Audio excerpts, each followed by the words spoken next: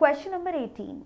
The sum of the fourth and eighth term of an AP is 24 and the sum of the sixth and 10th term is 34. Find the first term and the common difference of the AP. So this is really easy question. मैं चाहती हूँ कि आप ये question मेरे साथ solve कीजिए. अपनी नोटबुक निकालिए, पेन्स निकालिए और स्टार्ट कीजिए क्वेश्चन सॉल्व करना. हमें पता है कि sum of fourth and eighth term given है, तो इसका मतलब क्या क्या वैल्यूज़ हमें पता है. हमें ये पता है फोर्थ टर्म को हम कहते हैं A4 और एट्थ टर्म को हम कहते हैं A8. इन दोनों का सम यानी कि let's take the sign of plus equals कितना 24. A4 की जगह हमें रखना होगा सिंप्लीफाई करके A प्लस 3D है ना, और A8 को हम क्या लिखेंगे, हम इसे लेंगे A प्लस 7D इक्वल्स 24. बस इसी को थोड़ा सॉल्व करते हैं तो हमारे पास एक इक्वेशन आएगी. जैसे A और A में ऐड हुआ तो बना 2A, 3D और 7D बिकम्स 10D इक्वल्स 24. इतना हो गया. ये तो हो गया हमारी फर्स्ट इक्वेशन के लिए जो इन्होंने फर्स्ट लाइन दी हुई थी स्टेटमेंट से हमने इक्वेशन बना दी. अब आते हैं सेकेंड पार्ट पर. सेकेंड पार्ट में कहते हैं sum of six and tenth term is 34.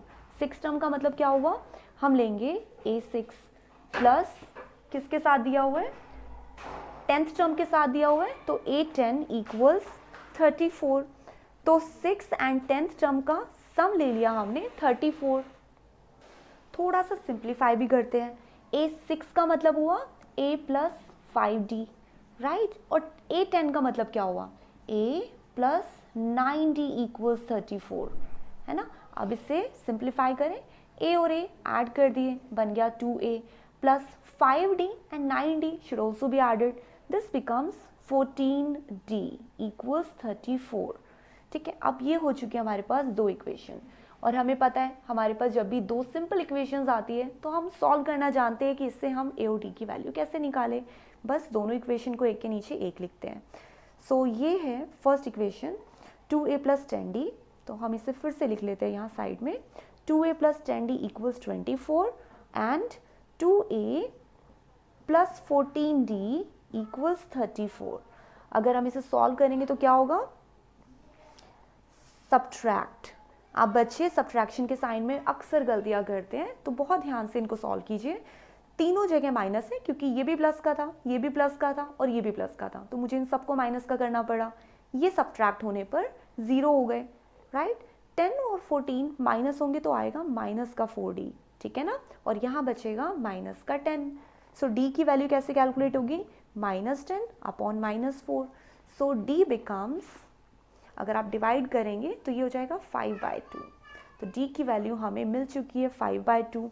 Now we have to put the same value in equation 1 और मे बी इन 2, किसी में भी रखिए. सो अब एक काम करते हैं, इसी में रख देते हैं, ठीक है, या फर्स्ट में रखते हैं which is bit smaller. 2A plus 10D equals 24. So this is 2A plus 10. So D की जगह लेट्स टेक 5/2 इक्वल्स 24. 2 और 10 डिवाइड होकर 5 बने, सो ये तो रहा 2A प्लस ये जब डिवाइड होकर 5 बना, 5 और 5 मल्टीप्लाई हुआ बिकेम 25 इक्वल्स 24. सो ये है 2A इक्वल्स 24. 25 यहाँ आकर माइनस का हो जाएगा, ठीक है. सो 2A की वैल्यू बची माइनस का 1. सो A कितना आया -1/2. और क्वेश्चन एक बार फिर से क्रॉस चेक करते हैं. इन्होंने कहा था find the first term and the common difference, और दोनों वैल्यूज आप हाईलाइट कर लीजिए which is our required answer. A equals -1/2 and D equals 5/2.